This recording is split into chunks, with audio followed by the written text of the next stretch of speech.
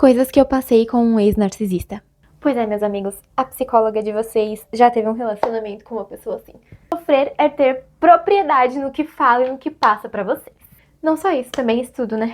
Eu era taxada de maluca. Eu não tinha a cabeça que eu tenho hoje em dia, obviamente porque meus passaram mais de 10 anos. Eu, na época, tinha uns 14 anos, quando eu me relacionei com essa pessoa. O relacionamento durou quase 2 anos. A minha família apoiava muito, porque, incrivelmente, eles são ótimos pra família, né? Quando eu terminei, foi um caos, porque ninguém aceitava, todo mundo queria que eu voltasse.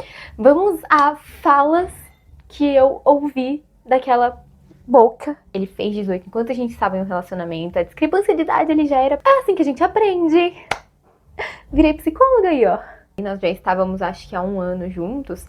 E aí ele simplesmente vira pra mim e fala: eu quero uma mulher que seja igual a minha mãe é pro meu pai.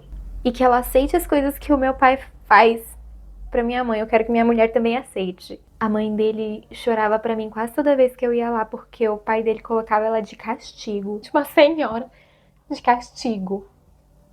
E ele falou pra mim, achou de bom tom, dizer que queria fazer o mesmo comigo. Queria que eu aceitasse para ser a mulher dele. Eu com 14 anos. Eu não achei que era uma red flag na época.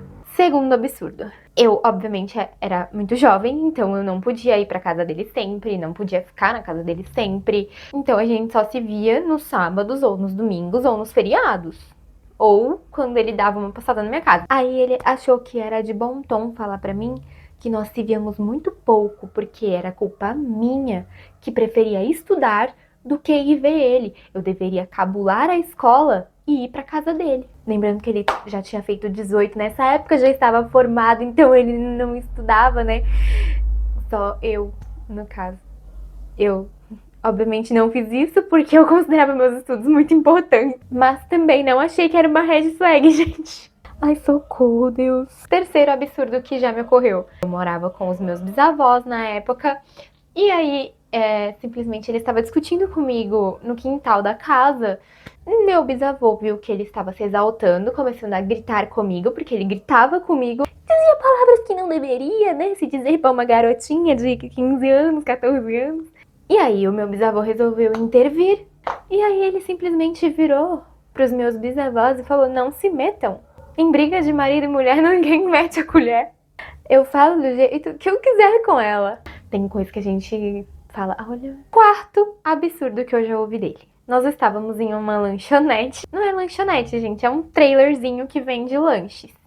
E aí estávamos comprando nossos lanches. Eu peguei o meu lanchinho e me virei para comer o meu lanchinho, porque na calçada ele começou a gritar comigo, dizendo que eu estava olhando para um cara que passou sem camisa do outro lado da rua. Na hora eu me espantei porque eu não vi ninguém. E aí eu olhei, o cara já estava lá na casa do cacete, porque ele passou. E aí ele começou a gritar que aquilo era uma falta de respeito, que eu estava na frente dele olhando para outro homem. Simplesmente virei e falei, mas eu nem olhei. Ele falou, você pensa que eu não sei que ele estava no seu campo de visão? Eu tenho que andar com cabresto?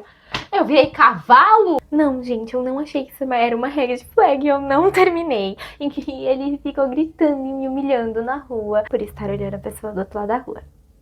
Que eu nem vi. Quinto absurdo. Eu tinha um grupo de dança, porque eu sempre gostei muito de dançar.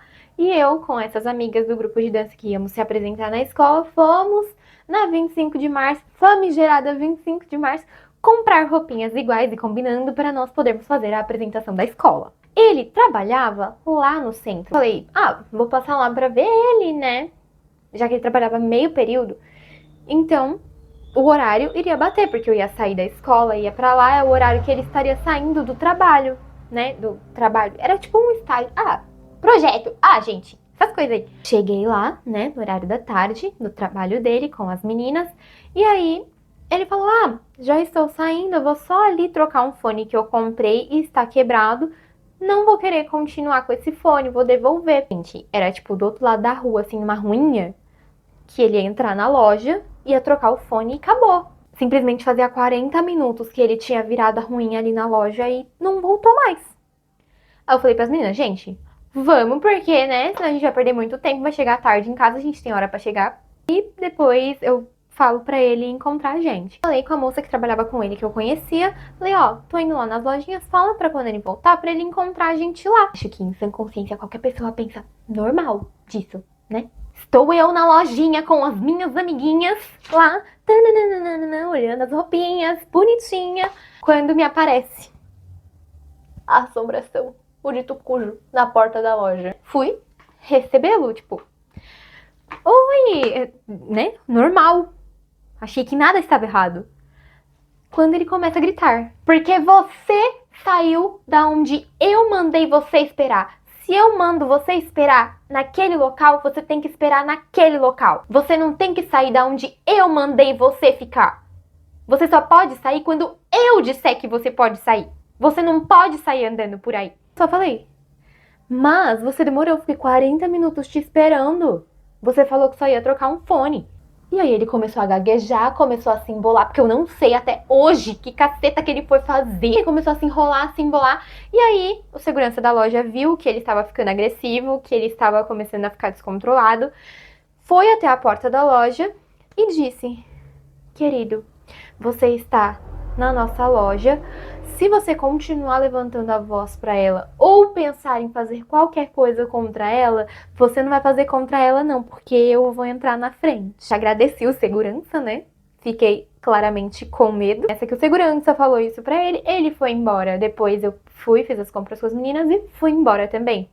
Ele estava escondido no meio do caminho esperando eu passar pra poder me seguir e me deixar assustada. E eu fiquei assustada. Tem muito mais, mas sexto pra gente encerrar aqui.